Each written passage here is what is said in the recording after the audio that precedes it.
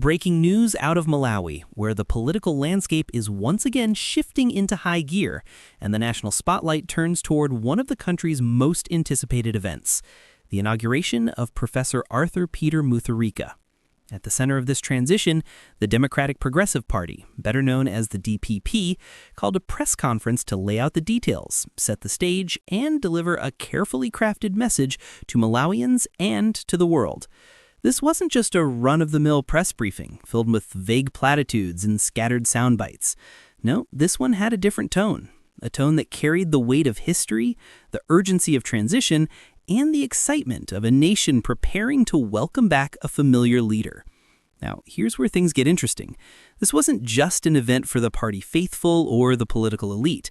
This press conference was intentionally positioned as a national moment.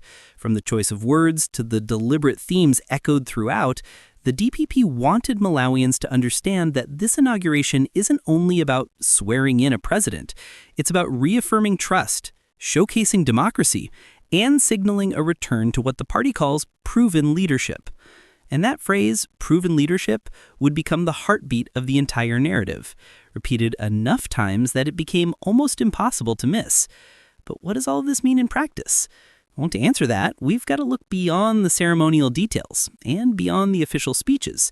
We've got to break it down into what really matters. The key facts that stood out from this press conference, the details that define this transition, and the symbolism that makes this inauguration much more than just a political formality.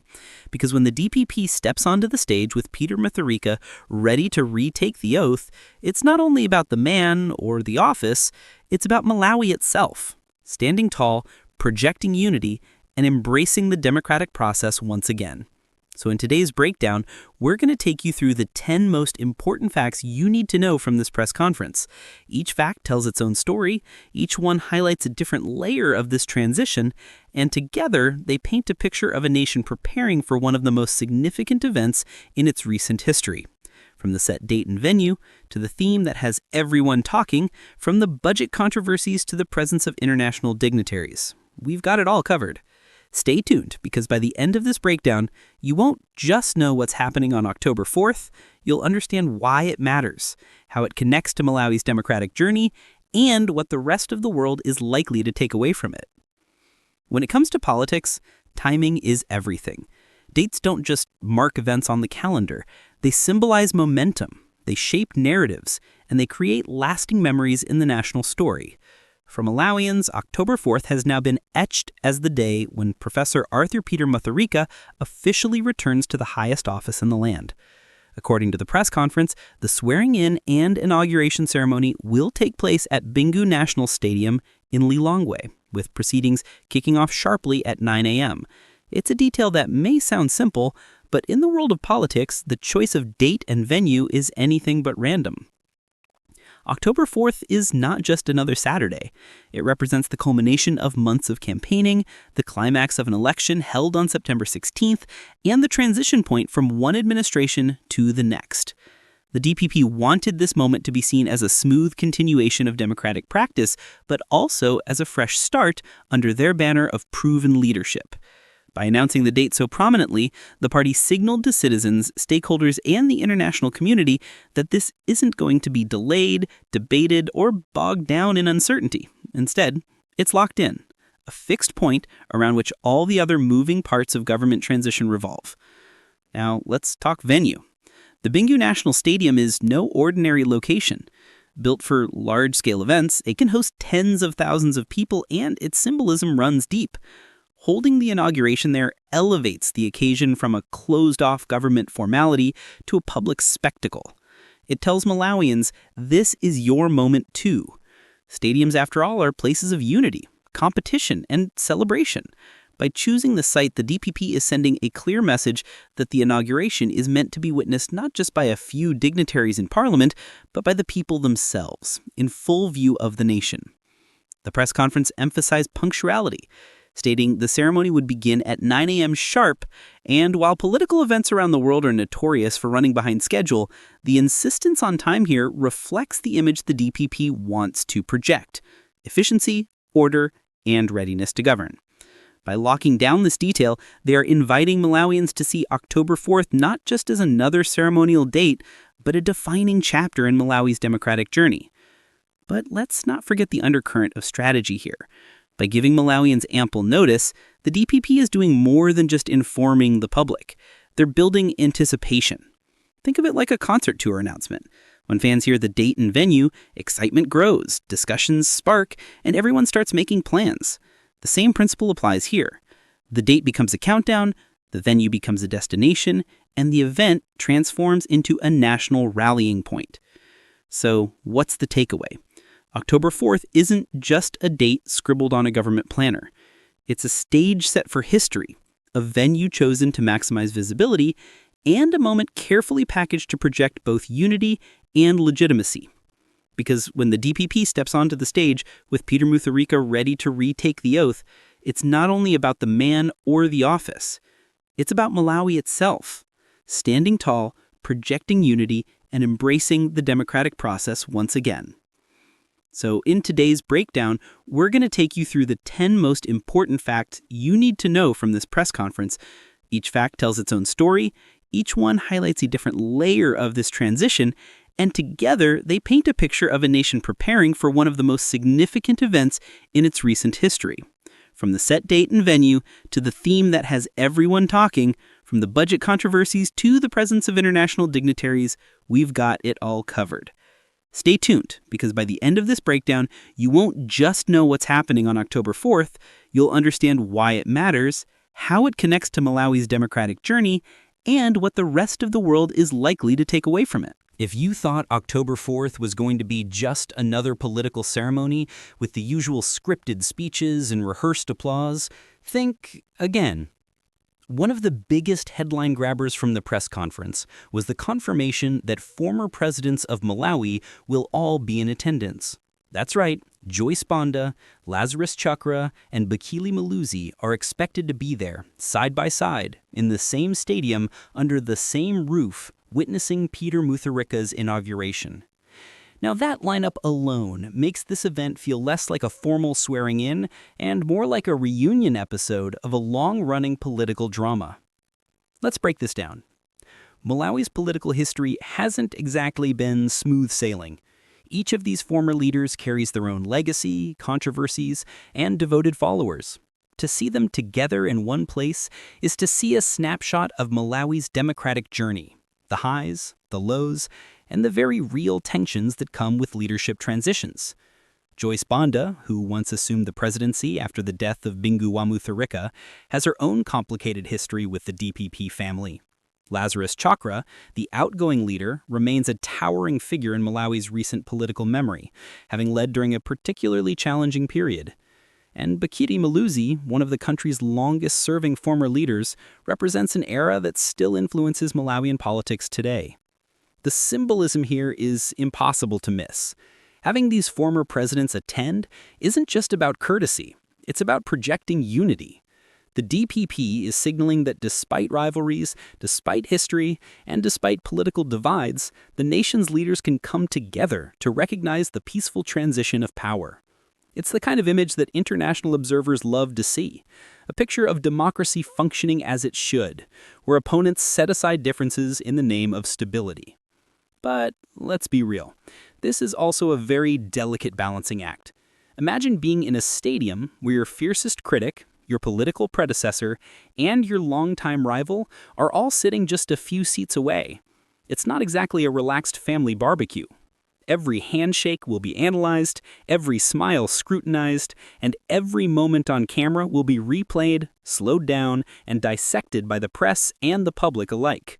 The optics here are just as important as the ceremony itself.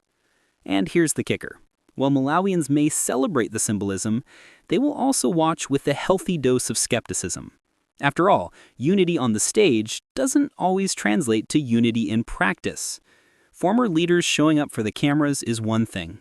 Agreeing on policies, governance, and long-term national priorities is another story altogether. Still, in a nation where political competition has often spilled into sharp divisions, the very act of gathering these leaders in one space sends a message that the democratic process is bigger than any single individual. Think of it this way. If Malawi's political history was a Netflix series, this inauguration is the crossover episode where all the main characters finally appear on screen together. It's the kind of moment that people tune in, not just for the plot, but for the drama of seeing former rivals forced to share the spotlight. So while Peter Mutharika's swearing in is the headline, the supporting cast of former presidents is what gives this event its real weight. Their presence elevates the ceremony from a simple government ritual to a national spectacle, one that captures the attention of Malawians and international audiences alike. If you thought this was going to be just a Malawian affair, think again. One of the most striking announcements from the DPP press conference was the long list of international leaders and organizations invited to attend the inauguration. And we're not just talking about a few neighboring presidents popping by for a handshake and a photo op. No, this is a full-blown international showcase with invitations sent to heads of state from the SADC region, representatives from COMESA, the African Union, the United Nations, and even leaders from beyond the region. Let's pause here and really take in the magnitude of that. An inauguration in Malawi might not make global headlines like, say, a U.S. presidential swearing in, but the significance cannot be overstated. This is Malawi saying to the world, we are part of the international community, our democracy is alive, and our leadership matters. By inviting heavyweights from the region and beyond, the DPP is making sure that October 4th isn't just a local celebration, it's a global diplomatic stage. Why does this matter? Well, international attendance at inaugurations is more than just symbolic. Every handshake, every photo opportunity, every flag represented sends a message about alliances, legitimacy, and influence. Having representatives from the African Union and the United Nations attend signals international recognition. Having SADC leaders attend shows regional solidarity. It's the kind of soft power play that reinforces Malawi's standing in global and continental politics. And in a world where optics often speak louder than policies, those optics matter.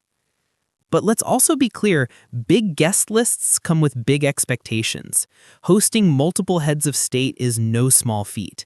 It means coordinating travel logistics, ensuring security, managing diplomatic protocols, and doing it all on a budget that, as we'll discuss later, is already under heavy scrutiny. It's like hosting a wedding where not only the in-laws show up, but also half the United Nations. One wrong step, one hiccup, and the headlines can shift from historic unity to logistical nightmare in a heartbeat. There's also the subtle political calculus here. Every international leader who shows up signals support not just for Malawi as a country, but specifically for Peter Mutharika's presidency. Their attendance gives the inauguration added legitimacy. It's a way of saying, we recognize this government, and we're ready to engage. That's a powerful message for both domestic and international audiences. Of course, for Malawians watching from home, the spectacle of foreign leaders may feel distant, but its importance is undeniable. It boosts national pride to see Malawi hosting dignitaries. It reassures citizens that their country is on the world map. And it reinforces the message that this isn't just a routine event, it's a milestone with international significance. Think of it this way. When global leaders attend a ceremony like this, it's not just about applauding from the stands. It's about relationships, partnerships, and future cooperation. Development aid, trade agreements, diplomatic ties, all of these can be strengthened in the margins of such events. That's the hidden power of international attendance. It's not just about who's in the stadium, it's about what conversations happen behind closed doors. So while the swearing in will be the headline, the presence of international heavyweights will ensure that the world will be watching. And for a country like Malawi, projecting that kind of relevance is no small achievement. But of course, hosting all those international guests isn't just about prestige, it's also about cost. And when it comes to Malawi's inauguration budget, the story takes a very different turn. No matter how colorful, symbolic, or historic an inauguration may be, there's always one unavoidable question lurking in the background. How much is it going to cost? And during the DPP press conference, this was one of the hot topics that officials couldn't quite dodge, even though they certainly tried to soften it. The reality is simple. Malawi's economy is strained. Hosting a major event that involves national logistics, international dignitaries, and a stadium-sized audience isn't exactly cheap. Yet the committee emphasized one word over and over again: prudence. Now, here's where things get interesting. According to the officials who spoke, the guiding principle of this inauguration will be colorful but not extravagant. In other words, the government wants to deliver an event that feels historic and memorable, but without breaking the national budget. This balancing act is easier said than done. On one hand, citizens expect the kind of pomp and ceremony that reflects the significance of inaugurating a new president. On the other hand, Malawians are acutely aware of the financial challenges the country faces. Overspending on a single day of celebration while ordinary people continue to struggle would be a public relations disaster. The press conference revealed that the Budget Committee has been carefully reviewing every line item. That means striking out unnecessary expenses, renegotiating inflated prices, and trimming down anything that doesn't add real value to the event. One official even stressed that the budget line itself doesn't guarantee expenditure. Money will only be spent if an activity is deemed legitimate and if there's an actual invoice to prove it. In short, they're promising austerity, accountability, and oversight. That's the theory, at least. But let's be real for a moment. Political events across the globe often start with these promises of financial restraint.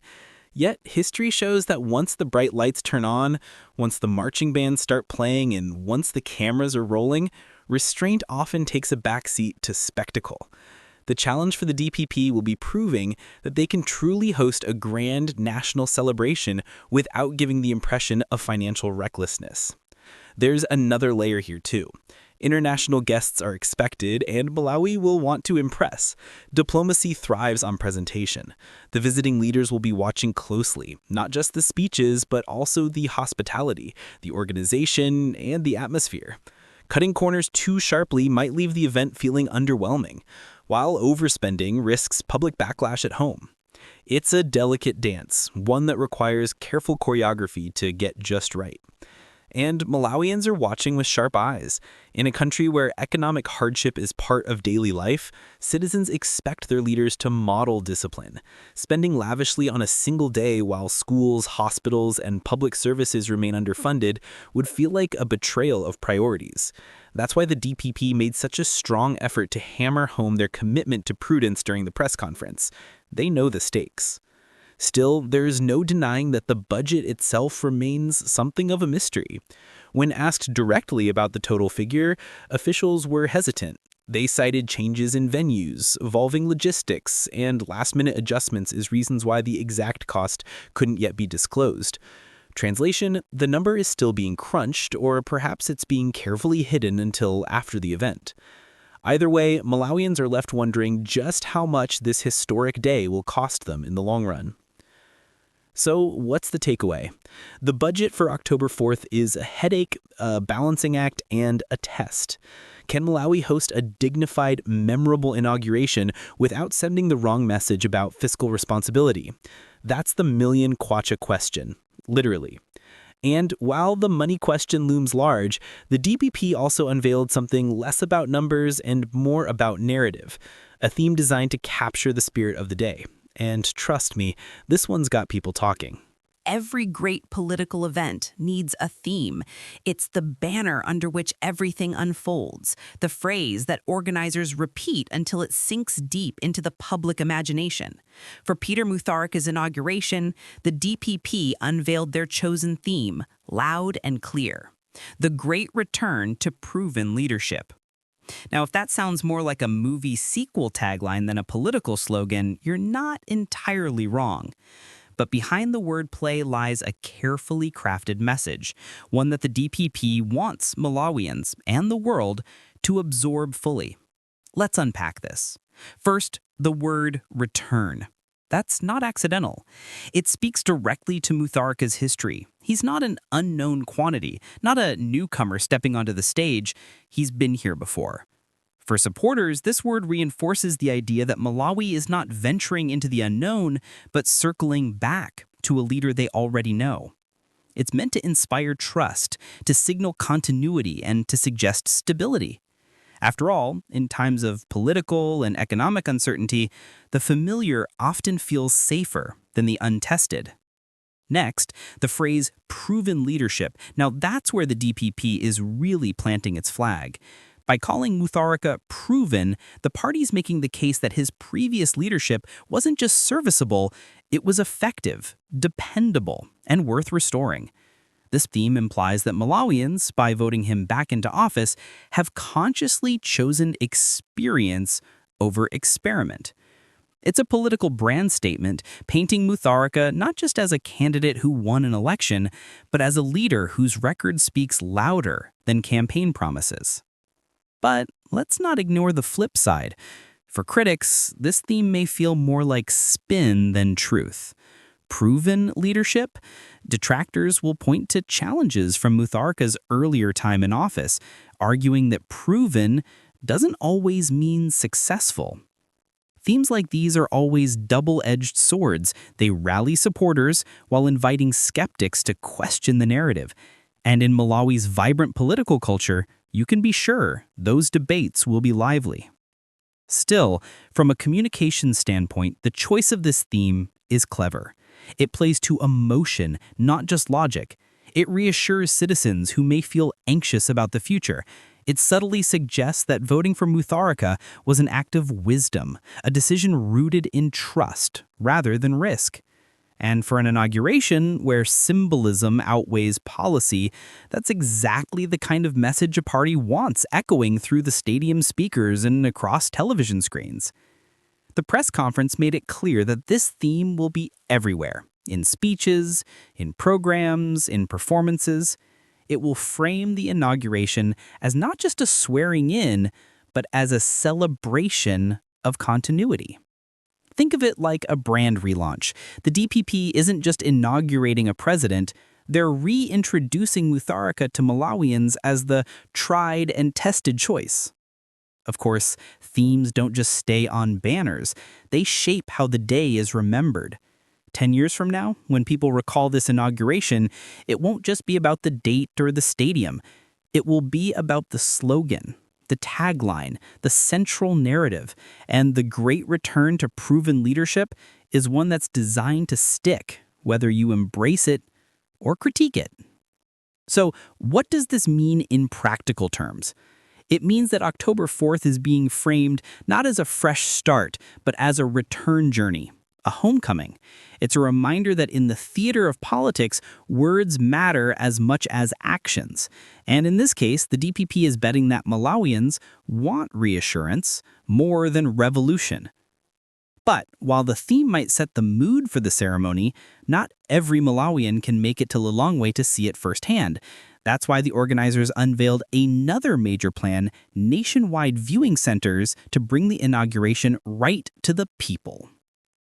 In a nation where not everyone can travel to Lilongwe or secure a seat inside the massive Bingu National Stadium, inclusivity becomes more than just a nice idea, it's a necessity.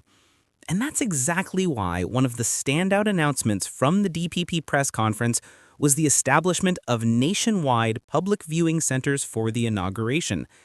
The message was simple but powerful. This is not just a Lilongwe event, it's a Malawian event. Every citizen, regardless of location, should feel like they're part of this historic day. Here's how it's going to work. While the main swearing-in and inauguration will unfold in Lilongwe, live broadcasts will beam the ceremony to 3 key locations across the country. Citizens in Lilongwe who can't make it to the National Stadium will be able to gather at Civil Stadium. Up north in Mzuzu, crowds will assemble at Freedom Park, and down south in Mangochi, the Mangochi Stadium will serve as another hub of celebration. These locations were carefully chosen to cover Malawi's regions, ensuring that no part of the country feels left out of the festivities. Now, let's pause to appreciate the significance of this. In a democracy, moments like inaugurations are more than just formalities. They are shared experiences that bind people together. By broadcasting the event live to viewing centers, the government is ensuring that Malawians from different walks of life can share in that experience collectively. Picture it, large crowds gathered around big screens, people singing, cheering, and waving flags, all synchronized with what's happening hundreds of kilometers away in Lilongwe. It transforms the inauguration from an elite event into a national watch party. But there's also a deeper symbolism here. Public viewing centers send a message of transparency. They say, we want everyone to see this. No filters, no secrecy. It's an open invitation to the people. Come, watch, and witness democracy in action. And in a country where political divides have sometimes created suspicion, such transparency is not just symbolic, it's strategic. Of course, let's not forget the logistical challenges. Setting up live broadcasts across multiple regions requires technical expertise, reliable infrastructure, and coordination with local authorities. Power outages, poor internet connections, or technical glitches could easily disrupt the experience. But if it goes smoothly, it will stand as a testament to Malawi's ability to bring its people together, even in an age where resources are stretched thin. And let's be honest, there's something very 21st century about this move. In an era where people are used to streaming football matches, concerts, and even royal weddings, why shouldn't a presidential inauguration get the same treatment? It aligns with the idea that politics should not be confined to parliament halls or stadium seats, but should be accessible to everyone, everywhere. But the choice of venues is telling too. Freedom Park in Mzuzu isn't just a convenient space, it carries a symbolic weight as a place tied to gatherings and expression. Mangochi Stadium anchors the southern region, giving people there a sense of direct inclusion. Civil Stadium in Lilongwe ensures even the capital city has a second hub for those who can't squeeze into Bingu National Stadium. Together, these sites spread the celebration across the nation, making the event feel collective rather than exclusive. So what's the bottom line? Viewing centers turn the inauguration into a shared national experience, not just a political elite's party. They connect Malawians across distances, reinforce transparency, and strengthen the sense of collective ownership in the democratic process. The inauguration may be happening in Lilongwe, but its spirit will ripple from north to south, east to west.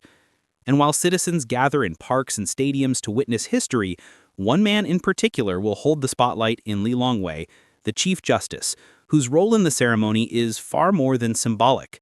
Every grand political transition needs its anchor, that one figure whose presence reassures the nation that everything is being done by the book. For Malawi's October 4th inauguration, that anchor is none other than Chief Justice Lazarus Chakwera, who will preside over the official swearing-in of President-elect Peter Mutharika and Vice President-elect Justice Dr. Ansa. And make no mistake, this is not a ceremonial cameo. The Chief Justice's role lies at the very heart of the democratic process. Let's unpack why this matters. The act of swearing in a president is more than just raising a right hand and repeating a few words. It is the formal transfer of authority, the moment when the will of the people expressed in an election becomes embodied in a leader. Without the oath, there is no presidency. Without the Chief Justice administering it, the oath itself loses its constitutional legitimacy. In short, if the inauguration is a stage play, the Chief Justice is the one who makes sure the script is legally binding. At the press conference, officials highlighted the importance of this role. The swearing-in will be conducted by Chief Justice Chakwera himself, ensuring that the entire process carries the full weight of Malawi's constitution. It's a reminder that while politics may stir passions and while parties may battle for dominance, the judiciary remains the final guarantor of order, continuity, and legitimacy. In a democracy, this balance matters immensely. Now let's think about the symbolism. On October 4th, as thousands fill the stadium and millions more watch across viewing centers or on television, the sight of the Chief Justice standing alongside the president-elect will project stability. It's a powerful image. The judiciary and the executive, hand in hand, bound by the Constitution. It reassures Malawians that this isn't just a party victory or a political event, It's a legal and constitutional milestone. But there's more to the story. Chief justices around the world are often viewed as figures above the political fray. Their duty is not to any one party or individual, but to the law itself.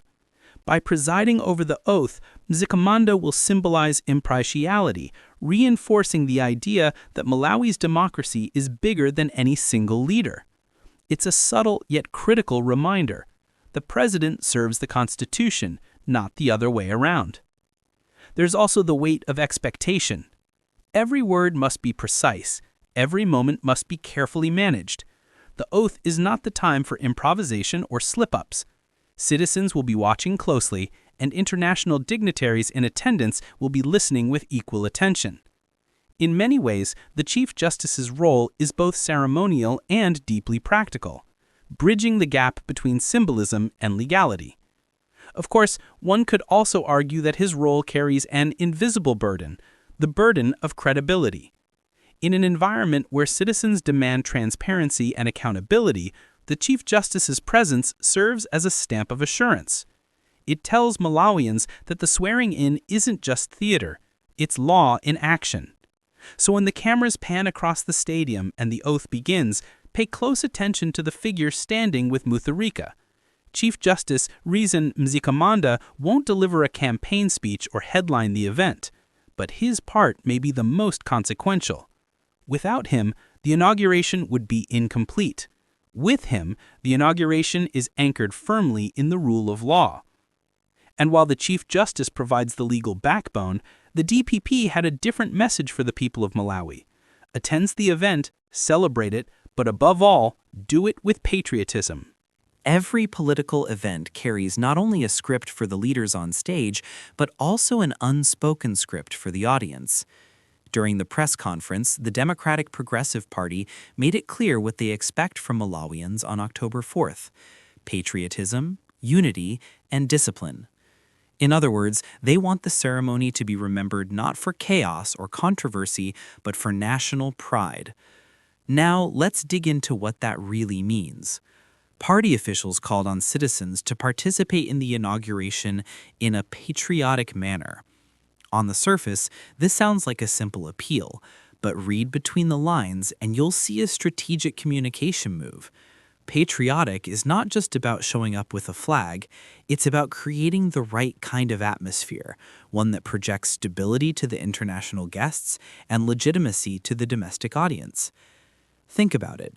With foreign heads of state, diplomats, and international organizations in attendance, the last thing the government wants is heckling, jeering, or protests overshadowing the ceremony. They want applause at the right moments, cheers when the speeches hit their peaks, and crowds that look united rather than divided. In essence, they are carefully managing the optics, asking Malawians to play their part in the performance of democracy. But patriotism here isn't only about spectacle, it's also about trust. In the press conference, officials emphasized that this inauguration symbolizes more than a change in leadership. It reflects the people's will, expressed peacefully in the September 16th elections. To participate patriotically, then, is to affirm that trust, to show the world that Malawians can transition power without tearing at the seams. It's a subtle but important request. Show pride, show respect, and reinforce the narrative of democracy working as it should. And yet, alongside patriotism comes another expectation: patience. The DPP knows that citizens are watching closely not only the inauguration itself, but also the promises that come afterward. Malawians are struggling with economic hardships, and many will be looking at Mutharika's return with cautious optimism or outright skepticism. Asking for patriotism is also, in a way, asking for patience. Give us time, trust us, and don't judge too quickly. This is where the challenge lies. Patriotism cannot be manufactured by press statements alone. Citizens will show pride if they feel included, respected, and hopeful about the future. If the inauguration becomes a lavish display disconnected from everyday struggles, the call for patriotism may ring hollow. But if it truly feels like a national moment, accessible through viewing centers, respectful of budget concerns, and inclusive of past leaders, then patriotism may come naturally, not as a duty, but as a shared feeling. Of course, let's not overlook the subtle humor in the government's messaging. Telling Malawians to be patriotic during an inauguration is a bit like telling football fans to cheer at a match. You don't really have to tell them. If the moment feels right, they'll do it anyway. The real question is whether the inauguration will deliver enough inspiration to spark genuine national pride. At the end of the day, the DPP's appeal is clear. The people themselves are part of the script. Their role is to celebrate, to unite, and to reflect the spirit of the day in a way that amplifies the message of proven leadership.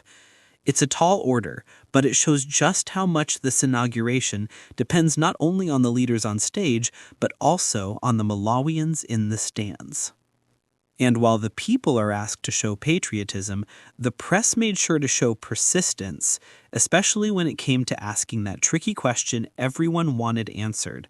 How much is all of this really going to cost? If there's one thing that can throw even the smoothest press conference off its rhythm, it's the dreaded question about money. And sure enough, during the DPP press briefing, journalists zeroed in on the topic Malawians everywhere were already whispering about. How much is this inauguration really going to cost? Now, you'd think, with all the planning, scheduling, and international guest list confirmations, officials would have a neat figure ready to present. But no. When pressed, the responses were vague, hedged, and carefully worded. The budget team, we were told, is still reviewing the numbers. Changes in venues, logistical adjustments, and new considerations were all cited as reasons why the final cost couldn't yet be disclosed. In plain language, the numbers aren't ready. Or perhaps more accurately, the numbers aren't ones they're eager to share just yet. Here's the thing. Inaugurations are expensive, no matter how you spin it. From security operations to cultural performances, from transportation for dignitaries to the decorations that turn stadiums into national showcases, every detail comes with a price tag. And when you add in the presence of international leaders, the costs multiply. Higher security, better hospitality, more logistics. It's like hosting a wedding where your guest list suddenly balloons with royalty, diplomats, and presidents. Everyone expects to be treated with the highest protocol, and that doesn't come cheap. So, when officials dodge direct budget questions, Malawians can't help but raise eyebrows. After all, this is a country where citizens are feeling the pinch of economic hardship. For many, the inauguration budget isn't just about numbers on a spreadsheet, it's about trust. Can the government spend responsibly? Or will they splurge on one day of spectacle while ordinary families continue to struggle with the basics? The press conference tried to calm those fears. Officials repeated assurances of prudence, austerity, and accountability. They emphasized that every expense would be scrutinized, unnecessary costs would be cut, and all expenditures would be audited afterward. Sounds good in theory, but here's the catch. Promises of frugality are easy to make and harder to keep. Citizens have seen similar pledges before, and skepticism runs deep. The optics here are critical. If Malawians see lavish decorations, long motorcades, and extravagant performances, no amount of post-event auditing will erase the perception of waste. On the flip side, if the ceremony comes across as modest, dignified, and focused on substance, the government might just win points for walking the talk. It's a delicate balancing act. Too flashy, and you risk angering the people. Too bare, and you risk disappointing international guests. There's also a political angle. By not revealing a number up front, the DPP keeps itself shielded from preemptive criticism. Once a figure is out in public, it becomes a target. Without it, critics have less ammunition, at least until the event itself provides visual evidence. It's a classic strategy. Delay disclosure, manage expectations, and hope the narrative focuses more on the symbolism of the day than the receipts behind it. But make no mistake, Malawians are watching. And once the inauguration is over, questions about costs won't simply disappear.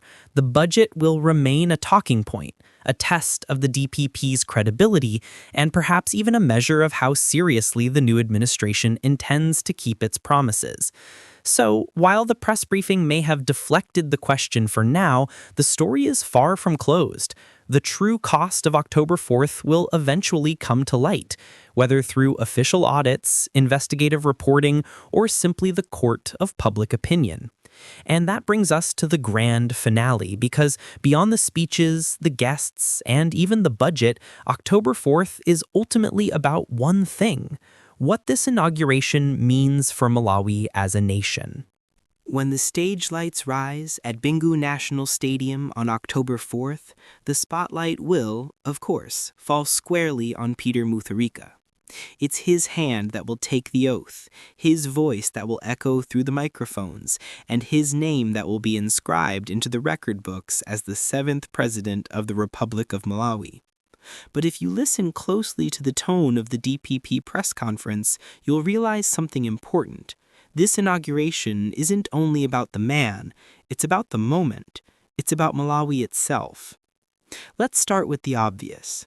Every presidential swearing-in marks a transfer of authority, but this one is layered with meaning because it follows a peaceful general election held on September 16th.